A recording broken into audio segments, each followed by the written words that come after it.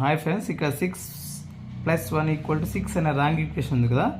ఇందులో నుంచి 2 sticks move చేసి ఈ ఈక్వేషన్ కరెక్ట్ చేయండి. పులి ట్రై చేయి. హాయ్ ఫ్రెండ్స్, ఆన్సర్ తెలిస్తే కామెంట్ చేయండి. వీడియో నచ్చితే లైక్ చేయండి. Please subscribe my YouTube channel. Thank you. Try చేయి పులి. 6+1 = 6. అట్లా ఎట్లా అవుతుంది? 6+1 = 0 ఎట్లా అవుతుంది? 2 స్టిక్స్ మూవ్ చేసుకోవచ్చు.